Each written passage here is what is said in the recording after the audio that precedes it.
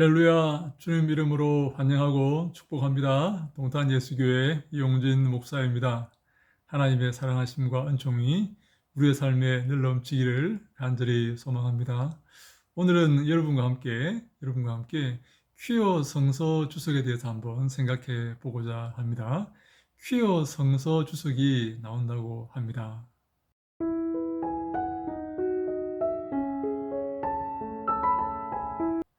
여러분, 큐어라는 말이 무슨 말입니까? 영어로는 기괴한, 이상한 그런 의미입니다. 원래 동성애가 나왔을 때 사람들이 기괴하다, 이상하다, 변태다 뭐 이런 식으로 그들을 불렀다는 것이죠. 그래서 그들을 큐어라고 불렀는데 이제 그것들이 하나의 신학이 되어서 큐어 신학 이런 것도 나오고 큐어 축제 이런 것도 하지 않습니까? 동성애자들이 함께 모여서 그들의 선택을 즐거워하고 그들의 선택을 축하하며 기념하는 그런 것들을 퀴어 축제 그렇게 표현합니다. 그런데 이제 더 나아가서 퀴어 신학이 나왔습니다. 하나님을 이 퀴어의 관점에서 보는 것입니다. 동성애의 관점에서 보는 것이죠. 여러분, 하나님 말씀을 동성애의 관점에서 볼 수가 있습니까? 하나님은 로마서 2장에서 동성애를 죄라고 표현했고 그것을 미워하신다고 표현했지 않습니까? 그런데 어떻게 성경을 큐어의 관점에서 바라보겠습니까? 성경을 여러 가지 관점에서 바라볼 수가 있습니다. 여러분도 하나의 관점을 가지고 성경을 바라보고 있는 것이죠. 우리에게는 네 개의 복음서가 있지 않습니까? 마태, 마가, 누가, 요한입니다. 마태, 마가, 누가, 요한의 이 사복음서가 왜 필요한가? 네 개의 관점이 필요하다. 예수님을 가장 잘 조명하기 위해서 예수님 모습을, 예수님 말씀을 가장 잘 설명하고 그것들을 잘 조망하기 위해서 적어도 네 개의 관점이 필요하다. 그래서 마태, 마가, 누가, 요한의 네 개의 복음서가 필요하다. 그렇게 볼 수가 있어요. 뿐만 아니라 성경을 볼 때도 다양한 관점에서 볼 수가 있습니다. 성경을 언약의 관점으로 볼 수가 있습니다. 베리트, 언약. 말타 아이히로츠라는 사람이 성경을 언약의 관점으로 보려고 시도를 하였습니다. 네, 그것은 좋은 관점입니다. 성경에 많은 언약이 등장하지 않습니까? 아브라함 언약, 노아 언약, 시내산 언약, 예레미야의 새 언약, 여러 가지 언약이 등장합니다. 다윗 언약도 등장하죠. 성경을 이런 관점에서 바라볼 수가 있어요. 그래서 하나님의 언약이 어떻게 흘러왔는지 그리고 어떻게 성취가 되었는지 그런 관점에서 바라볼 수가 있습니다. 성경을 땅의 관점으로 바라보는 사람도 있어요. 땅의 관점으로. 월터 브루기만이라는 사람이 그렇게 바라봅니다. 땅의 관점, 가나안 땅. 여기서 땅이라는 것은 하나님께서 가나안 땅을 그들에게 약속했지 않습니까? 그리고 예수님은 온유한 자가 복이 있다고 말씀하시면서 땅을 기업으로 받을 것이라고 말씀하십니다. 가나안 땅과 그리고 산상설교의 그 땅은 미래 천국을 예표하는 것입니다. 그런 관점에서 성경을 바라볼 수가 있어요. 하나님의 나라의 관점에서 성경을 바라볼 수도 있습니다. 조지 레아드라는 사람을 비롯해서 많은 사람이 하나님의 통치와 하나님의 나라, 하나님의 다스리심의 관점에서 성경을 바라봅니다. 그것도 하나의 관점이 될 수가 있습니다. 여러분은 어떤 관점으로 성경을 바라보고 있습니까? 어떤 관점이 여러분들 마음에 드십니까?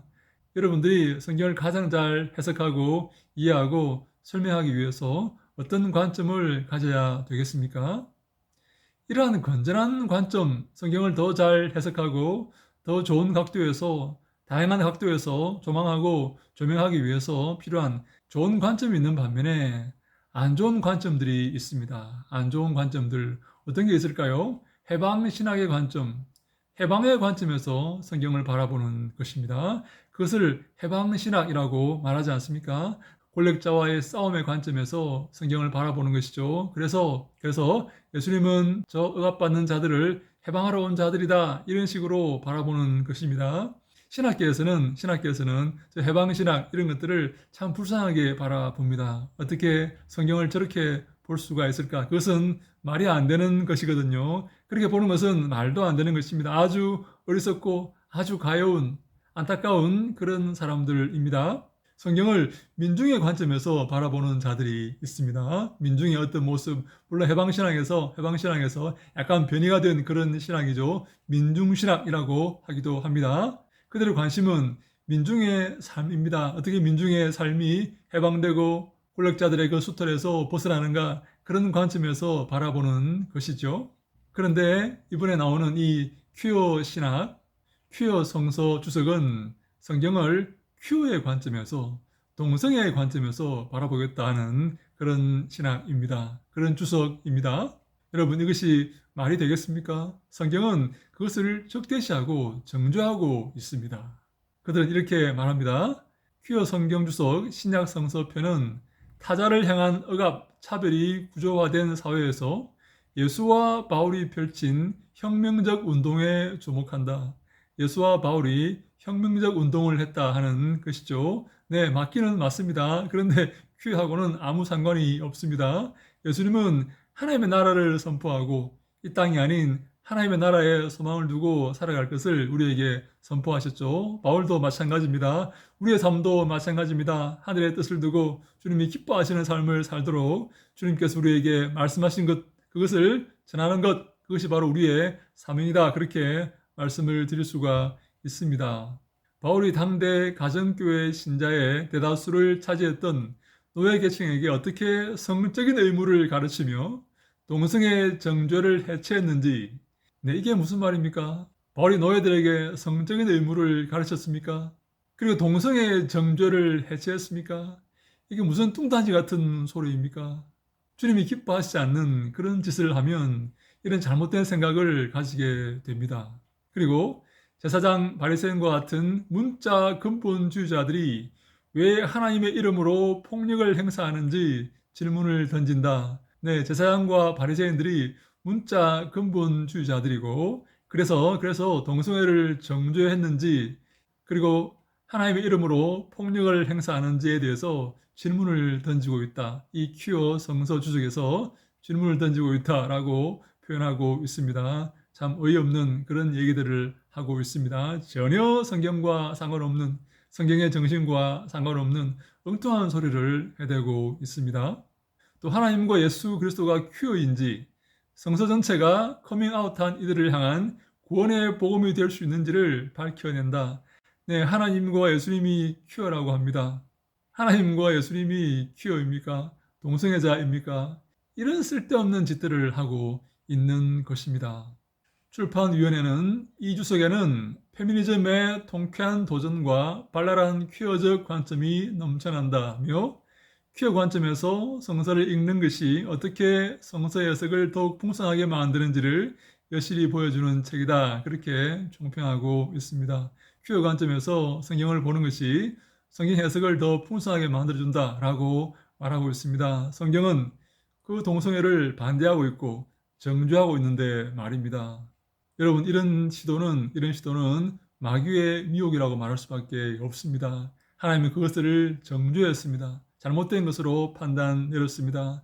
성경의 기준을 가지고 우리가 살아가야 됩니다. 성경이 우리에게 뭘 말하는지, 무엇이 옳은 것인지, 무엇이 그른 것인지, 그 잣대는 무엇입니까? 그 잣대는 바로 성경이 되어야 합니다. 성경은 만고불변의 진리이자 만고불변의 삶의 원리입니다.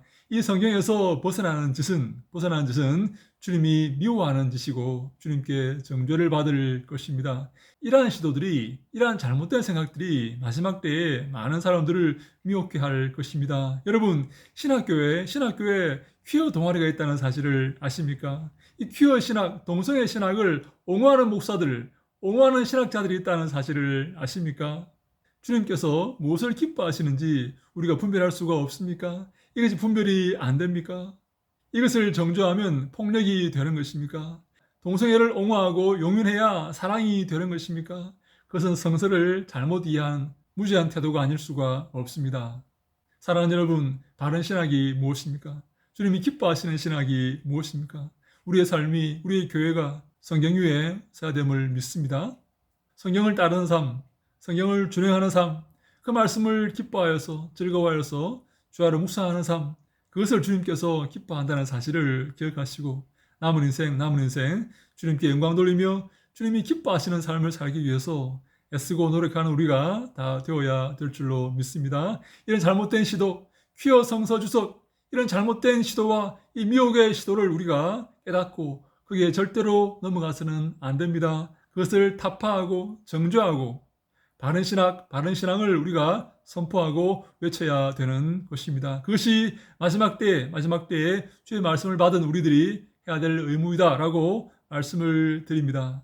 하나님을 사랑하고 주의 말씀을 사모하며 그 말씀을 준행하기 위해서 애쓰고 노력하는 모든 사랑하는 주님의 권속들에게 하나님께서 함께 하시고 은총을 베푸시기를 간절히 소망합니다.